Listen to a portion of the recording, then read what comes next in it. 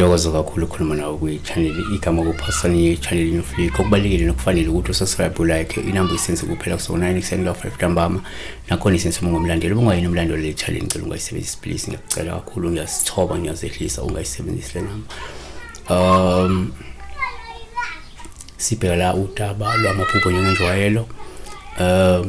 Sibheka la ukuthi uma kungenzeka mhlawumbe ube umuntu ophuphayo phuphe icathulo omunye umbukeli ubebuze la ukuthi kusho ukuthini uphupha icathulo usikhumula.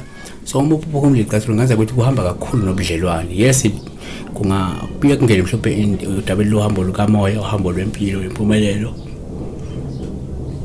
kodwa kakhulu icathulo zingena kuphi ebudlelwaneni. So number 1 uma uphupha la icathulo kuwuphawu lobi kakhulu uma usikhumula ngoba lokho kusho ukuthi lento izama nalowo muntu wakho ngeke ize ilunge. 2 omunye ngathi uma uphupha icathulo kuwuphawu lobi uma usikhumula olusho ukuthi lo muntu omthandayo uzokwala uzokulahla noma uzophonza ithawula ebudlelwaneni benu enibuzamayo. 3 omunye ngibeka kanje lento uma uphupha icathulo uphawu uma usikhumula olingasho ukuthi noma lingasho ukuphonsa ithawula kumuntu omthandayo ngenxa yokuphambana kwemibono nezimiso noma ke lo muntu angasho aphonsa ithawula kuwe ngenxa yokuphambana kwemibono yenu.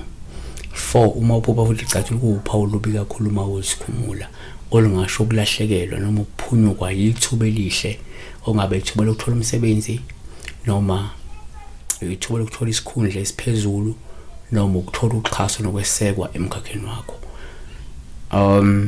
Komunye ngasho nje ukuthi lo muntu loyo mhlawumbe angahle kungahambi kahle ohambeni abile liqalile mhlawumbe likamoya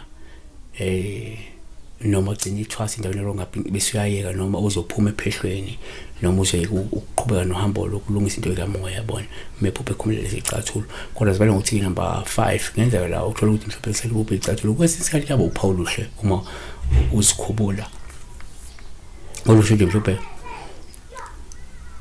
longakhomba ukuzithoba kwakho ukuzehlisa kwakho nokulahla mhlawumbe inkambo engalungile ukuyeka mhlawumbe impakamo bese ku-Exodus 3:5 ethi ke wathi ngilapha wayesethi ke ungasondeli lapha khumula izicathulo zakho ezinyaweni zakho ngokuba indawo ome kuyo engumhlabathi ongcwele. uJoshua 5:15 isikhulu sebandla likaJehova sathi kuJoshua khumula isicathulo sakho onyaweni lwakho ngokuba indawo ome kuyo ingcwele. Joshua wenze njalo. Izenzo 7:33 inkosi yasithi kuye khumula izicathulo enyaweni zakho ngokuba indawo ome kuyo ingumhlabathi ongcwele. So seba ukhuye sibheka nje ukukhumula izicathulo kuyinto embi ukukhumula izicathulo pusheni.